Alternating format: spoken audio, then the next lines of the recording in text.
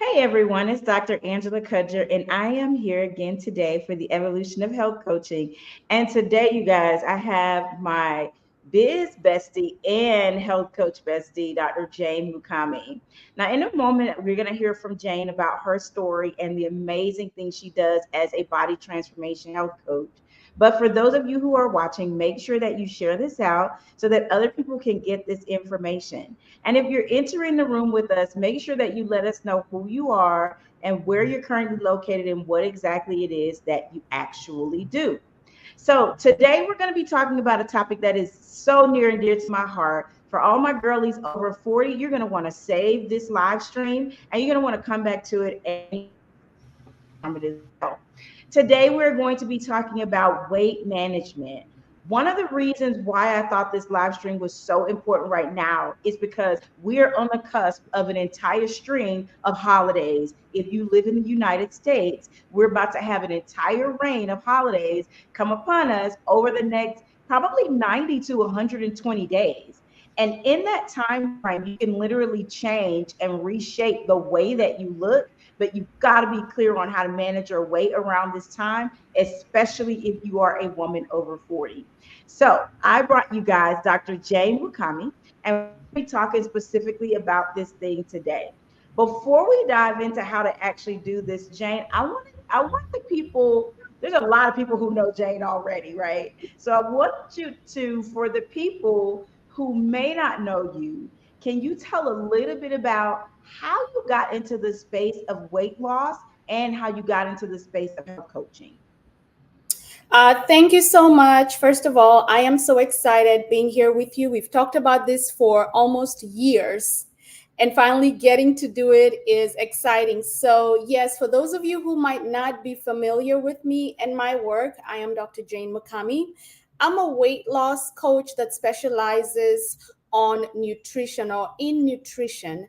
And oh my God, where do I even begin? Let me start by saying that I got into this field out of necessity. So it wasn't I went to school to be a weight loss coach. It was, I went to school to work in corporate America, but I had my own weight issues, weight struggles after getting divorced. And as a result of trying to find my way back to myself, as far as confidence and self esteem was concerned, I became very passionate about helping other women once I found the solution. Why was I so passionate? Because I did not believe, this is about 15 years ago, that all it took was me understanding how to eat the right way, not just for weight loss and looking good, but for health management. But most importantly, how taking care of your body, taking care of the temple impacts the rest of your life or other areas of your life, your relationships, the money, social circles, the things you're able to do physically, mentally, the containers or the expansion that happens once your body is aligned or is as it should be. This is how I got into becoming a weight loss coach. I love it. I love it. And I love that you mentioned how the body is viewed as a temple and how you arrived at seeing that. One of the terms we see get tossed around a lot is whole health or equitable health, right? And so this platform is specifically designed to bring forward those individuals that help people look at their health from an entire perspective or a whole health perspective, specifically for women over 40, minorities, underserved communities, as well as individuals who identify as men. Because I feel like men get left behind when it comes to bodies as a temple and staying healthy holistically. So I want to take an opportunity to talk a little bit about what you feel like health means to you and what was one of the biggest challenges you came across when you were trying to implement.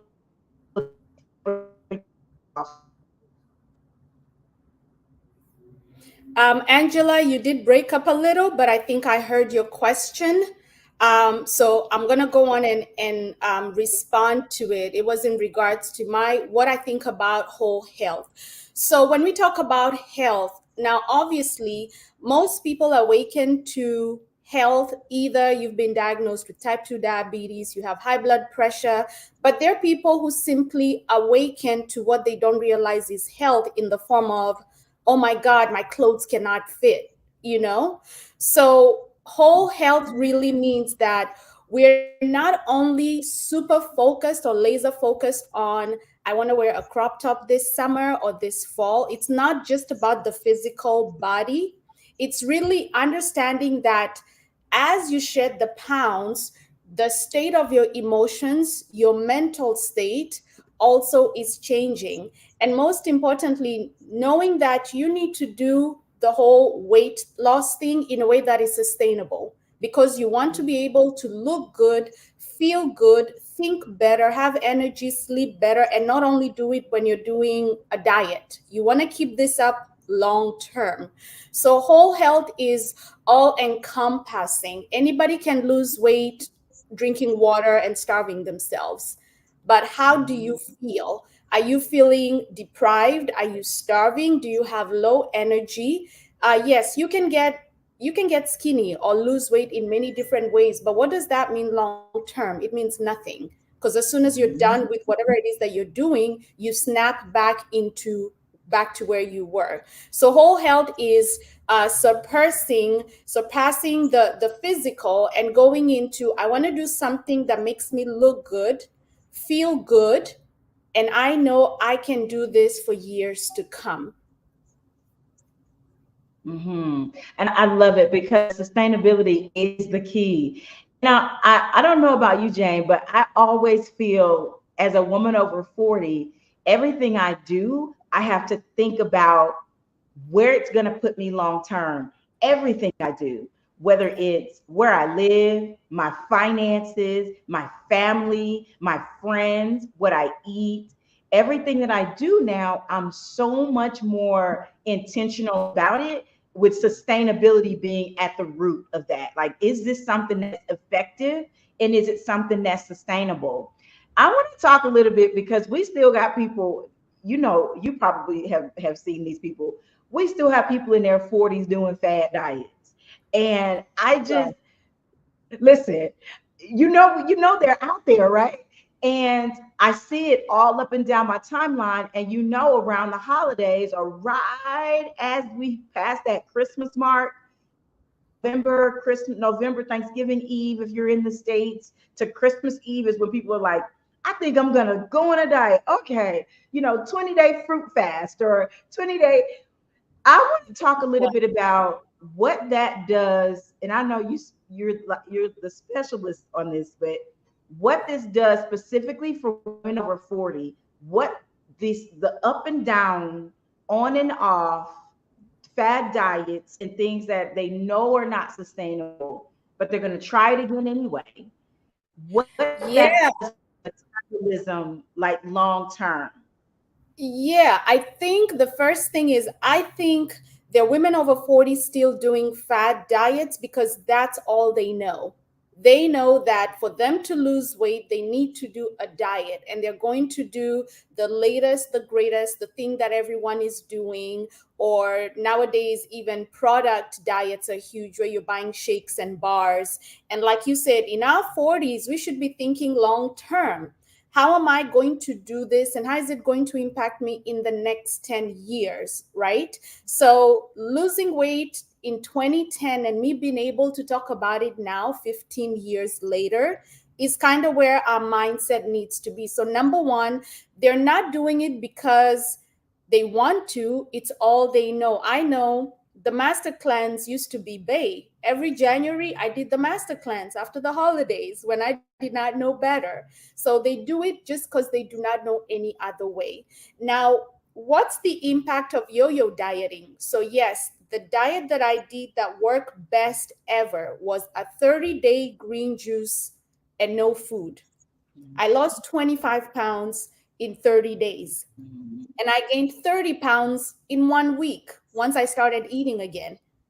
And I was devastated. This is like 2009. And I remember thinking, something is wrong with me. Why did I just lose 25 pounds? And I drank all this homemade green juice. And now I'm trying to eat. And every day I eat, I'm gaining weight. It's all my mind could comprehend as a solution in that moment. Now that I'm older, I understand that what you do to lose weight is what you need to keep doing to keep off the weight.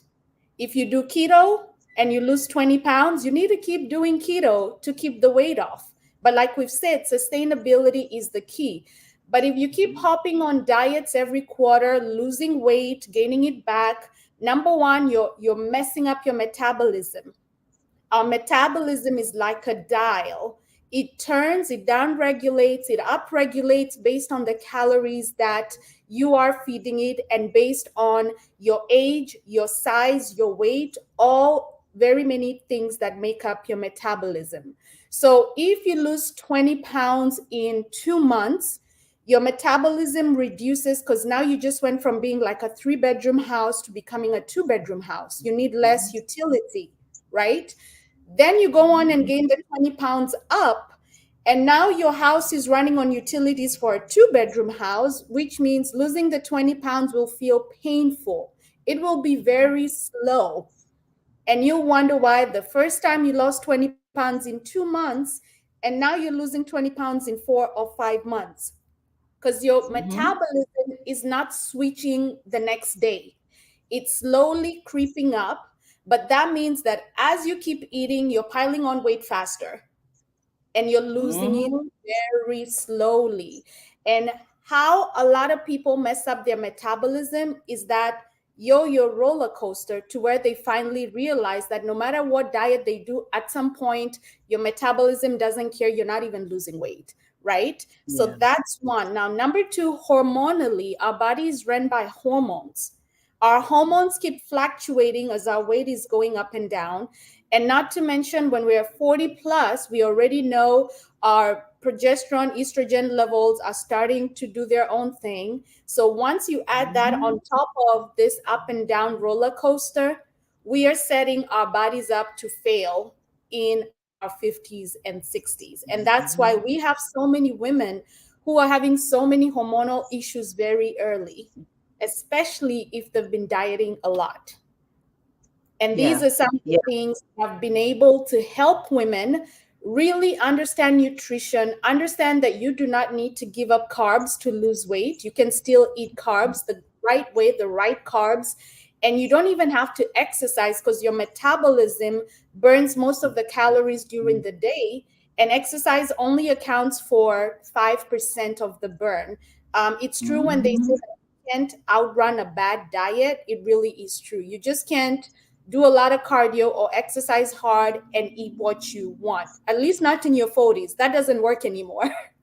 It doesn't. Ew. Listen, I am her, right? So I think we've all been there at some point, and we're at a space where we're like, okay, now that I'm getting a little bit older, we all are starting to kind of see and feel that those days when I can hop out of bed and I don't need a pre-workout, I don't need anything, I could just jump to it and be self-motivated and get a lot of stuff done. Once the person hits like their 40s, mid 40s, and for some women even 50s, they say it feels like something just slowed my train down, like Yep. something just slowed everything down all of a sudden, and it just doesn't move as quickly as it used to. And that's everything, right? And so I think it's important that, like Jane said, we understand our bodies. And I think the one thing, Jane, and I didn't pick up on this until a little bit later in life, but I think one thing that I picked up on was the lag time in results. So body in your 40s, body you were building in your 30s, you're wearing in your 40s. Like, people have to understand that there's a little bit of a lag in the results that they're going to get. So the consistency and staying consistent is so important, because if you're stopping now, you're also slowing the result you're going to get 1 year, 10 years from now, right? And so I want to switch gears a little bit, and I want to talk a little bit about how people can begin to start to create kind of an environment around them that's conducive to their whole health. So, as someone who is a body transformation coach and a health coach, what are some of the things that you would say it's important that you have this kind of support around you? Or what are those specifics that you feel like people need in order to say, okay, I'm on a path to sustainability? I think the first thing that everyone needs is they need to understand why. Yeah. They need to understand, why do I need to do this? It's easier for you to save money when you know you're saving $500 or $200 a month, and in 24 months you'll have X dollars to put a down payment on a house or a car. The why has to be there, number one. So it's the very same with weight and health. If you just wake up one day and say, oh, I want to have a flat tummy, great. Why do you want to have a flat tummy? You need to have a really strong personal goal that will anchor everything else. You can be in the right environment, everyone around you is supportive, but if your anchor to hold you down yourself is not strong, then it won't hold. I can tell you how many women say to me, my husband is always asking, you shouldn't be eating that. And I don't know what's wrong with me. I just can't stop having the wine and I can't stop eating the cookies, right? And my question always is, why do you want to lose this weight? Because your husband and your kids cannot police your habits until you first have that conversation with yourself and say, okay, I need to do this because I am tired of this aching knees and this cholesterol medication and I can't sleep. And you have to figure that part out before even the environment comes up. Now, once you have that reason, then it's equipping yourself with the tools that will help you get there. The first tool that everybody knows about, the number one well-known health restoration weight loss tool, is going to the gym and exercising. Everybody goes out to break a sweat, which is amazing. I did that too for 2 years. I was exercising and only lost 4 pounds. So you can have the right motivation, the right anchor, but pick the wrong tool. It's like picking a fork to dig a grave, right? The fork won't cut it. You need more tools. Yeah, so exercising is great, but what is even better is understanding nutrition, because you can lose weight faster by eating right with or without exercise. Once you have the tool, not a diet, but a tool, something that you can envision using long term, just as we save money for retirement long term, think about the habit and the tool as something you're going to use long term, because every time you're eating, it's simply similar to how you're taking your car for service every quarter. The only difference is we're servicing our body 3 times a day with fuel, right? It's the very same. So it has to be a tool that you can use long term. Once that's done, now it's looking around. Who are my friends? Who do I need to support me? Now, this gets a little hard for some people. I just had a call with a client this weekend and last weekend, and she told me that her group of girlfriends had an intervention meeting because they were asking, you're losing too much weight. Is this healthy? And I said to her, but they did not say anything to you when you were obese. So are these really the type of friends that you need in your life right now at this level after losing so much weight? Mm. Sometimes the environment can be your downfall if it's not the right Mhm. people. And I've been that person who's lost friends because I stopped partying, I stopped consuming alcohol, I sleep early, I wake up early. Some friends had to fall off on the wayside, and I needed to Mhm. have friends who now support my lifestyle.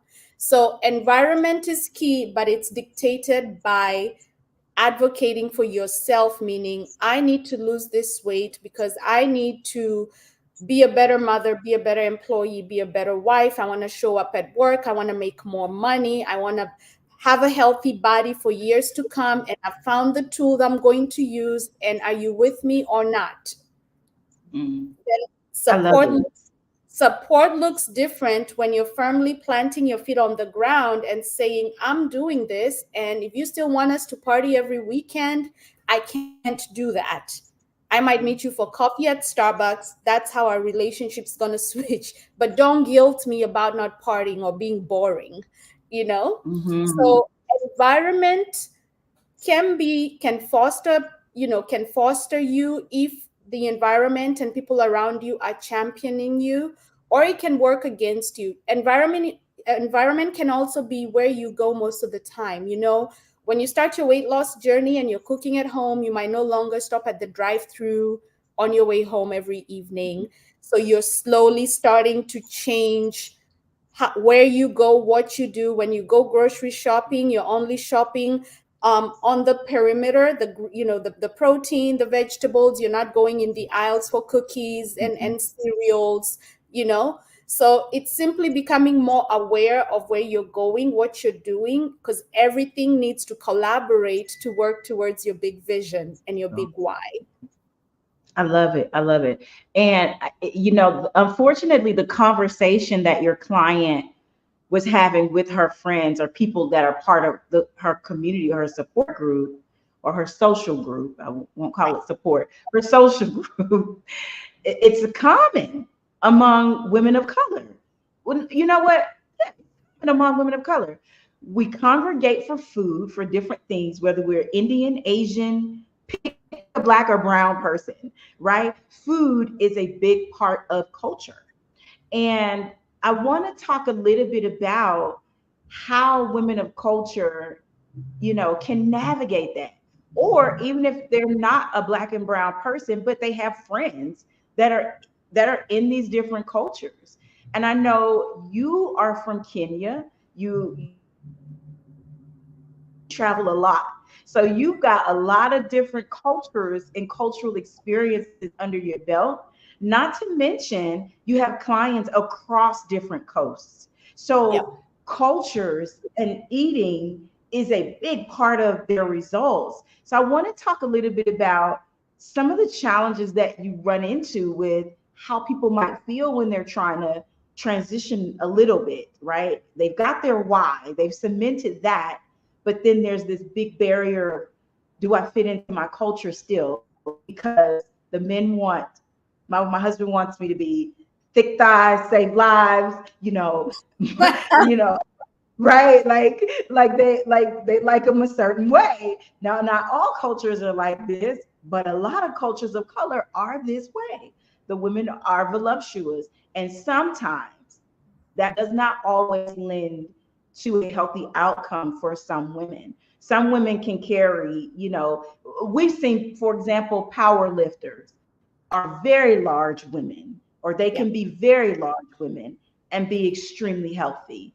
And that might not be the case for somebody like me. It's only 5'4", and my body can only carry so much weight before I start feeling it in my knees. I start breathing a little bit heavier. I can feel it. So I'm forced to do something about it, right? For my comfort. But I want to talk about how people get over the barrier of culture and fitting into culture when it comes to weight loss and being their best selves. I think that question kind of goes two ways. So first, there's food culture, and then there's body size culture, right? So first, I think globally, food is we eat when we're happy, when we're celebrating. I just attended my cousin's wedding this weekend, and oh my God, I ate. We're celebrating, right? We eat when we're stressed. Stress eating is real. This is not a cultural thing, it's a human global thing. It's just what we do. We use food to cope, to do get over different things, to celebrate, right? So one of the biggest mental shifts where food is concerned and that I work with my clients through is letting them know, number one, anytime we're eating, we need to think of this food like fuel. It is fuel, it's gas. So think about your body being a a luxury a luxury vehicle. It's a Rolls Royce or it's a Maserati. It's whatever car you want to make it. And this car is going to serve you based on the quality of fuel that you put in it. So if you want this car to go the distance, you need to be ready to spend money on good gas. If it's a Mhm. Toyota, it doesn't really matter. Toyota can take 87. You can put the cheap gas in it. But make sure you understand that the performance of that car is going to be based on what you put in it. You cannot actually put certain gas in high tier premium vehicles. Mhm. So do you want to think of your body as one that will serve you with, it's smoking, it's breaking down every couple of miles? Yes, if you eat sugar, a lot of alcohol, processed foods, processed foods are now part of diet culture and we eat badly as out of habit. Or do you want this vehicle to give you this smooth, amazing ride and you're going to invest in getting good gas? Okay. So, as much as we love to eat, we have to be mindful of if your body is not feeling okay, the thing that drives the body is this fuel or gas called food. So that's from a food perspective. And you get to be the chooser. You're the driver. You get to choose the performance. Okay. Now, when it comes culturally to the body, yes, I'm African. And having lived in Atlanta for many years, most African American men are just like African men. They like their women thick. They want thick thighs, big butt, So in different cultures, different body shapes are seen different. In African cultures, a man with a huge belly is seen as wealthy, right? Mhm. So if you have a big belly, chances are you have money, you can afford multiple wives. Well, you're well to do. So a big belly means you can feed yourself, you're wealthy.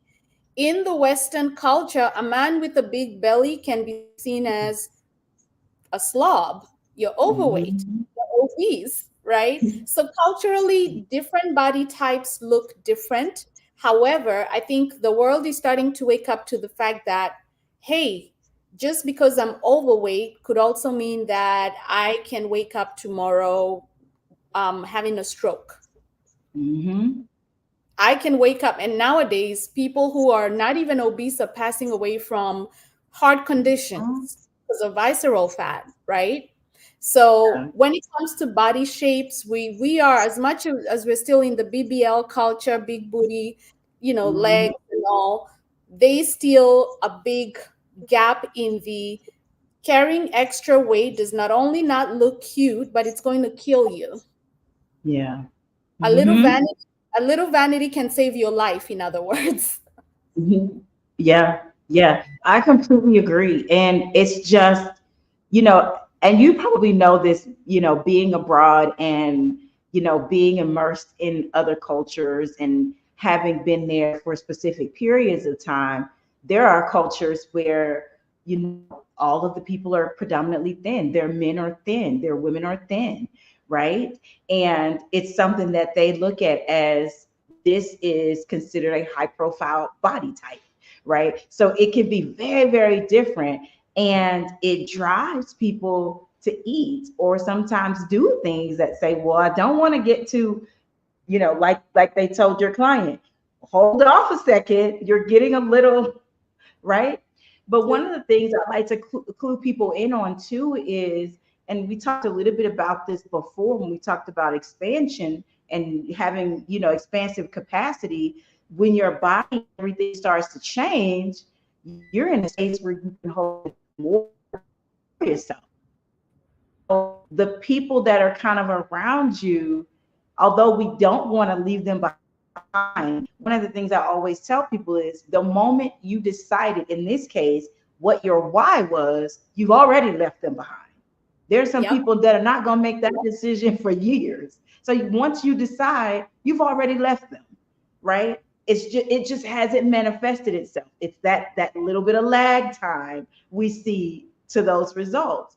And so it's important that we not let the culture, the thick culture, um, sway us into staying or being a certain way, and that can be challenging for both. I think for both men and women. And so now I want to kind of switch gears and talk a little bit about some of the biggest challenges you've helped people overcome, things that they felt like, besides, I've tried everything, but what are some of the bigger things that people have said, my weight or my weight loss was tied to this kind of thing? And I never would have come to that realization without Dr. Mukami. What are some of those things that you've seen happen in your years of serving people? I think the most impactful ones are always tied to self confidence. When they start to lose weight and start to feel more energetic, start to wear nicer clothes that make them feel good about themselves, and then awaken to the fact that we talked about social relationships. They might awaken to the fact that my marriage is not serving me. I've been here because I thought this is the best I could do when I was at that size. It's time for me to go, you know? That's a So rough one. Oh, that one's rough. it is. It is. Every year I have 2 to 4 divorces happen from women I work with. Wow. That Yes. just opens up a whole can, because it's like we're staying in environments that keep us a certain way. You've seen this, right? So when people change their plate, they change what's in their fridge, their body changes, how they think changes. So they start to shift that environment. And if we really think about it, everything that we've got going on around us is keeping us right where we are. Yep. And not to mention the stories I get to hear from clients later is, oh, yeah, when I was losing weight, my ex husband was trying to sabotage me and this and that. And as soon as I lost the first 20, 30 pounds, I made a decision I was leaving because I had tolerated him because I didn't love myself. And now I Hmm. am back to loving myself. So I'm out. Yeah. That's like, man. And Yeah. that's So a realization. These people come to this realization in their 40s, 50s. Are they 30s, 20s? no, these are 40, 50, 50. It's happened to 40s, two 30-year olds, mostly 40s and 50s. So they're Wow. waking up and saying, I used to say I can't leave because of the kids, but no, I deserve to be happy. It's the coming into self and remembering who you were before the layers of fat covered up who you are, and then maybe being in a toxic relationship where you didn't have the courage to live because you didn't have the belief and strength from within. When they get that and they finally just wake up one day and say, oh, I'm done, I just got reminded who I am. That is always a mind-blowing one. The other ones, again, Wow. everything usually seems to be attached to confidence, is when marriages are restored, when a client says to me, you know what, since I've been losing weight, my husband and I are just having a closer, because we're having more sex because I'm more open and receptive, and I didn't realize I was not a good wife and starving him of sex because I had body confidence issues. So restoring Mhm. marriages, Mhm. restoring friendships, because sometimes, because I only work with women, when women gain a lot of weight, they tend to go into hermit mode. They don't want to socialize, they hide.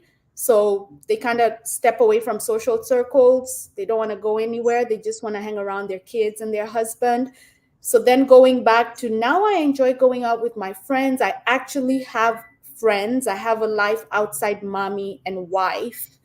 uh, or getting promotions at work because they're showing up better, getting pay raises. If they have the business starts doing better because they're showing up different. It's this intangible life transformations that are domino effects of what I call the awakening or the rebirth once Yeah. the pounds start melting. And Yeah. these to me Yeah. are priceless. They're better than looking good.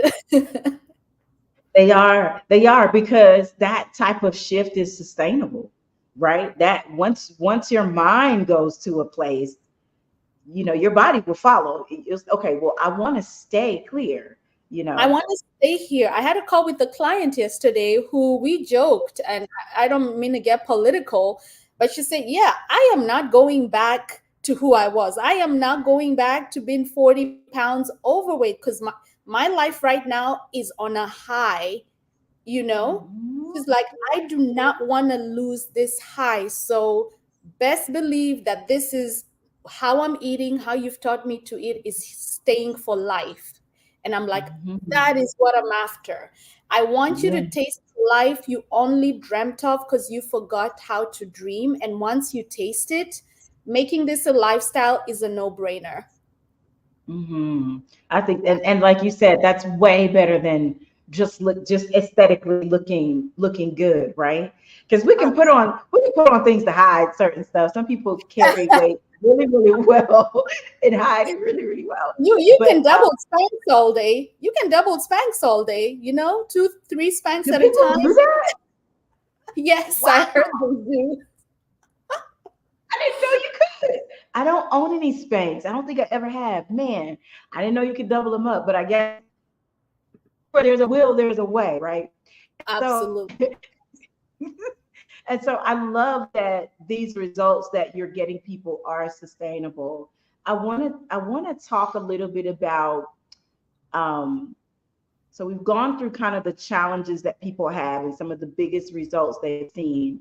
I want to talk a little bit about the type of support because I know that people can get these results. There's people, getting these results from influencers and different people out there. But I always say that that you have to have an incredible coach, right? And that coach has to not only have the knowledge to be able to support those clients, but they also have to have the capacity, right, to understand who they are at these different stages, understanding the clients at the different stages. And so, having been a coach for so long and have seen so many people through these results, what would you say are some top attributes that coach has to have? Like, for example, one of the things that I always say is they have to be able to envision the result that the person wants.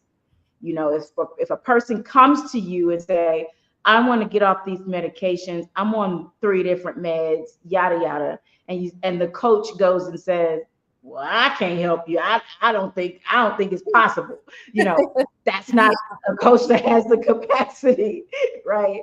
And so even if they say, well, I'm willing to work hard and I'm willing to do what it takes, you still have to have a specific kind of support, a person with specific attributes that can help them get that result. And so what say, if you're going to be a coach, if you're going to support people in this kind of way, these are the types of attributes you have to have. So I would say that the first attribute is based on expertise. Now, there's a difference between expertise and credentials. Okay. Anybody can go and get credentials. You can go and get the paper. Say, hey, I just graduated from the school of this and this with this and this. Great. Good for you. Those are credentials. How about Mhm. expertise? Expertise is skill that is built over time through repetition.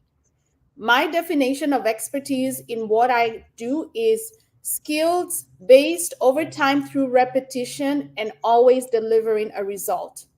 In other words, I know that as long as you fit this criteria, I've already seen your result in my mind. When I Mhm. have calls with potential clients, I did this last week where a lady came to the phone and she said, Jane, I want to lose 20 pounds.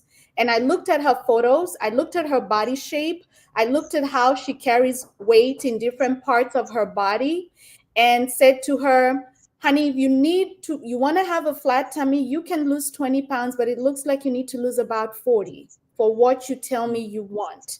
So in my Mhm. mind, I have the expertise to look at somebody's body and say, 20 pounds are good, but it will not get you what you want. If you say, hey, I'm type 2 diabetic and I want to get off metformin, then Again, I still want to look at your body, because the reason you're on metformin and your A1C is high because of glucose loading.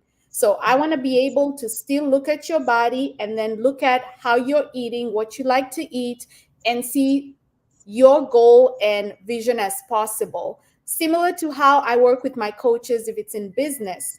I want to work with a coach who knows and can see the possibility, because if you can't see your client's possibility, you can only get them to how far the possibility for them is. Yeah. Mm-hmm. So that's the Mm-hmm. first thing. This is only built through expertise. The second thing about a coach, I believe, is being able to not just have the expertise, but still continually be in the lifestyle themselves. I might Mm-hmm. have expertise, but I'm asking you to do ABC, but I don't do ABC. So I'm misaligned with what I ask you to do. Now, would clients are not with you 24/7 as a coach watching what you're doing, but it's the feeling internally and emotionally, your state, when you know you're asking people to do one thing but you're hypocritical because you're not doing the same. So you have to continuously walk the talk, as I call it. And this Mm-hmm. way it makes you a better coach because you're living and breathing what you're sharing. Mm-hmm. Then, as a coach, one of the harder things is empathy, because you don't want to Mm-hmm. be too empathetic to where clients push you or run you over, because they've paid you for you to guide them. In other words, I cannot consistently let you have your way, because you will not get the goal you desire. So as a coach, it's a thin line between empathy and tough love, because my goal is your success or you to succeed, because when you succeed, then I can celebrate and say my job is done. Yeah. So it's that I'm empathetic, but I want us to focus and do the thing, because that's what you're here for me to guide you in being able to achieve a certain result. So, and of course, accountability, being able to hold someone's feet to the fire, call them out on their BS when that's necessary, because it's part Mm-hmm. of the journey. And then the hardest thing about being a coach is, for some coaches, is not understanding how to psychologically shift the habits of a client without them realizing they're being shifted. Mm-hmm. How do I make you go from a 4 cups a day coffee drinker, Coca Cola, 2 cans or 3 cans a day, to drinking water only?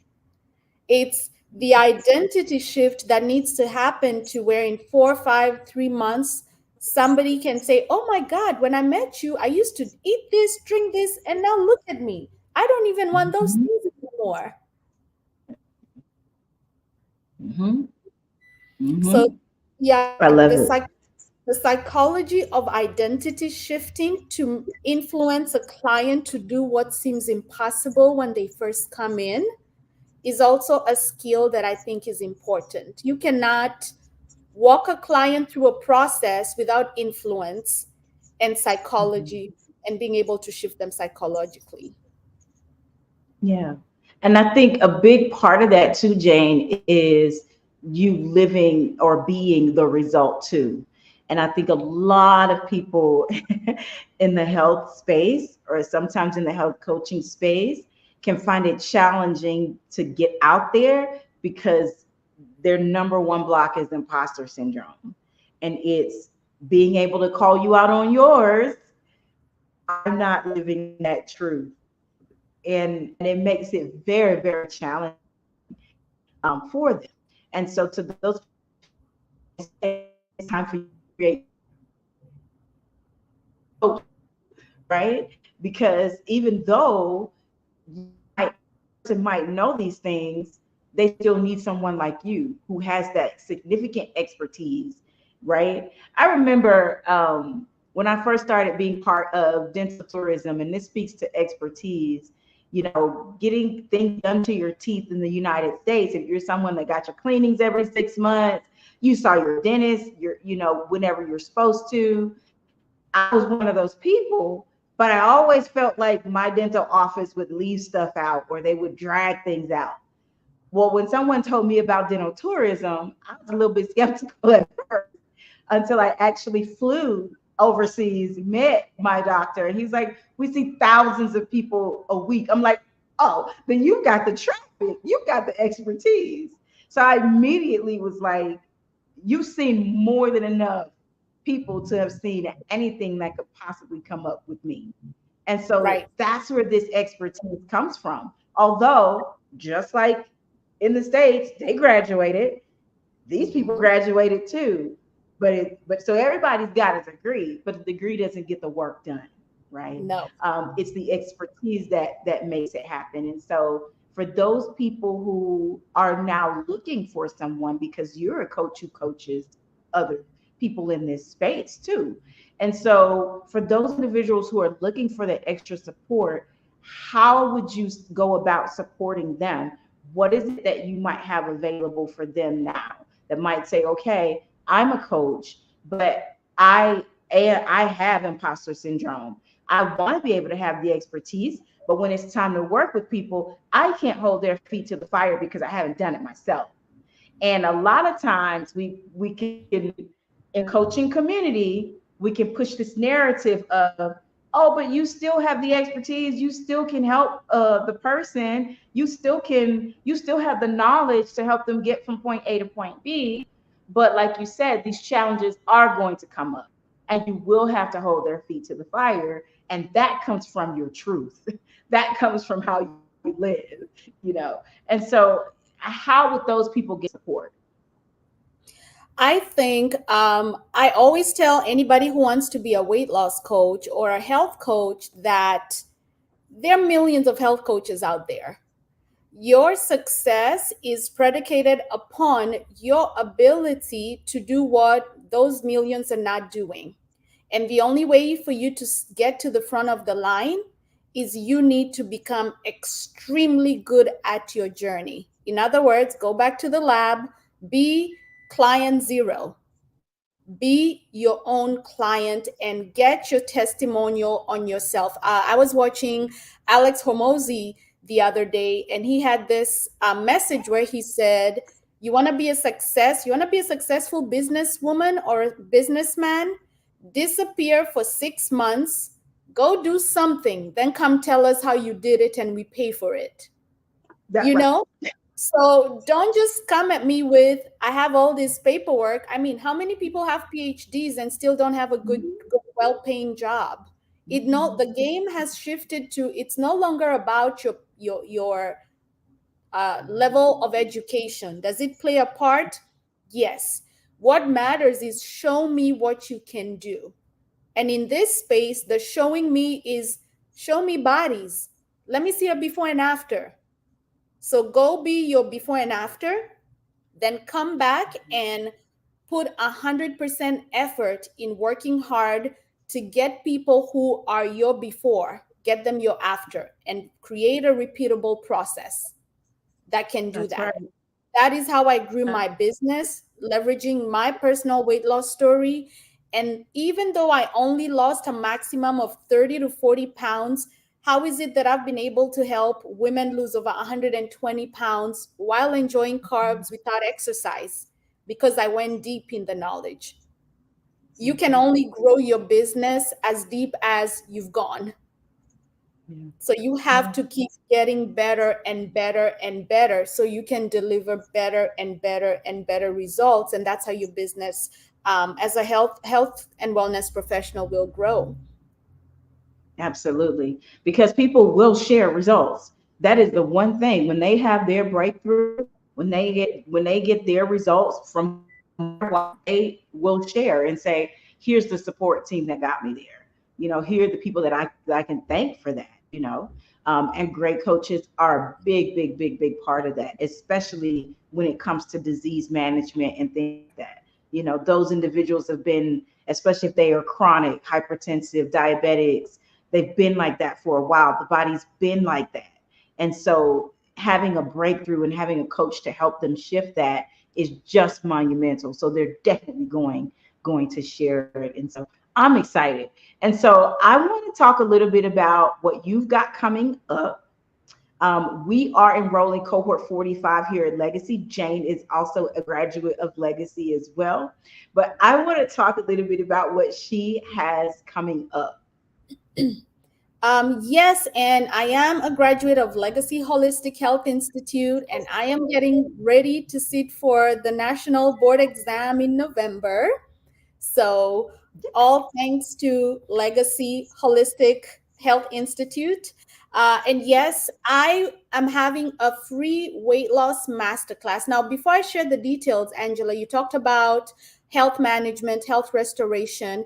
You know, the funny thing is, the things that somebody needs to do to lose weight and look good, as far as nutrition is concerned, is the very same thing somebody who's ailing from a lifestyle condition needs to do. I love the overlap of sick people are not having some special protein powder to get well, and the people who are not sick are having a special bar. No, it's the same lifestyle. The goal is reverting back to what our great, great, great, great, great, great, great aunts, uncles, grandparents ate for them to live to be 100 plus. But we've lost our way thanks to us being so smart and going in there and creating all these fake foods, right? So we're all on the same path regardless of your struggles. And that is what I love about what I do, which is nutrition based weight loss coaching. Let me teach you how to eat to lose weight, to restore your health. Not just that, but how to eat for the rest of your life. Okay. So, yes, I'm hosting a free weight loss masterclass next week, Wednesday, September 11th at 12 noon Eastern. I would share the link with you. I'm going to share it with, can I share it in the comments? Yep. I'm going to share it in the chat, and and you can register. And in this masterclass, I'm going to find it in a second. In this masterclass, I'm going to talk to you about the things you need to change where your nutrition is concerned so you can lose weight without exercise, without yo-yo dieting, without starvation, deprivation. So if this is of interest to you, I'd love to see you. I'd love to have you at this masterclass so you can come in and kind of get a feel of what I do, learn about my award winning push weight loss method that I've created for the clients that I deliver amazing results for. So I'd love to see you there. Awesome, awesome. And so while Jane's grabbing that link for us, for those of you who have any questions for Jane, please put them in the comments as well. If you're someone who has already been on this journey, you want to get your questions in with her as well. She will cover several things in her weight loss, her masterclass that's coming up. So you definitely want to be a part of that. Now, while she after you find that link, Jane, make sure that you drop your social there as well. You definitely want to follow Jane. One of the things I really love about Dr. Mukami, besides the fact that she's like one of my closest friends, right? She's like a bestie, sister, all that, all of those things. One of the things I love about her is that her journey and her ability to articulate her journey in a way that you can see yourself is just stellar. So if you're someone who follows her, whether it's on Instagram, Facebook, LinkedIn, or if you're part of her email list or email tribe, you're waiting for these anecdotes to come to your email, right? There's a story about every piece of her journey that connects her to her audience. And so she has a great way of sharing her story and share the outcomes with people on her social channels and in her emails. So you definitely want to be a part of that. Now, the last thing I want, so you put your Facebook here, okay, great, in the class. The last thing I want her to get those who are waiting to become a health coach or to start their own journey in some kind of way, because we're about to get pimp slapped with all of these holidays: Labor Day, Thanksgiving, Christmas, New Year's Eve, New Year's Day, Valentine's Day, pick something, spring break. We're about to get like, well, all of these holidays. And it's like the stuff just never disappears, right? And so for those people who are like waiting and saying, okay, sounds like this is me, but I'm gonna hold off, or I'm gonna do some more checking. What is one piece of advice you would give to those individuals? So these are individuals who are in the health and wellness profession. Mm-hmm. I think just like anything, weight loss journeys, finance journeys, marriage, children, there's never a right time for anything. I like to say that the right time was like last year. you know when it comes to getting into the profession, the sooner you get started, the sooner you get to where you're going.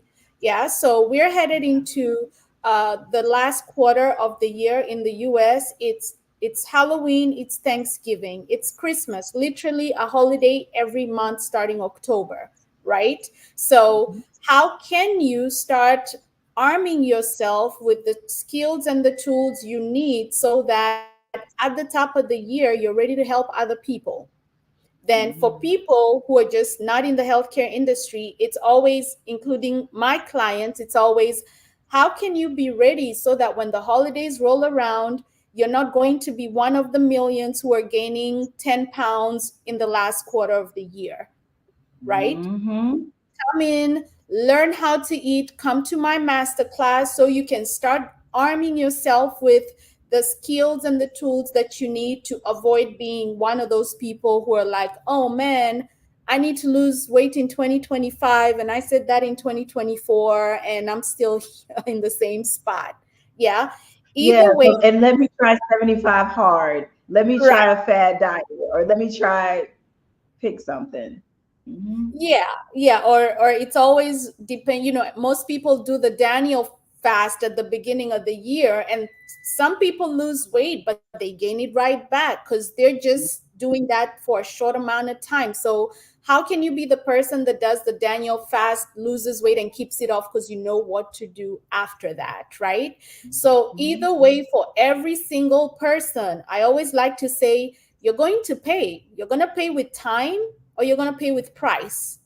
Either way. So pay with time, meaning you're going to spend time trying to figure it out by yourself, or pay a price by paying financially to have somebody give you the shortcut and teach you what to do, either for your business as a health coach or for your weight loss journey. Either Mm-hmm. way. I love Yeah, it. I love it. I right. love it. Thank you so much for being with us, Jane. I'm so glad we finally got an opportunity to sit down and do this. Now we have it. And Yeah. so for those of you who are interested, make sure that you grab the links that are in the chat here. I think those links stay on all of the social posts. I think I would have to see. If not, I'll have admin go add them to the different places so everyone watching in different spaces can have those links or have access to those links. Okay. Listen, you guys, as always, it's a pleasure sharing time and space with you. Thank you again, Jane, for all your expertise and your energy. It's always a pleasure just to hang and share information. Okay. You guys have a beautiful week ahead, and we'll see you next week. Bye bye. Thank you, Angela.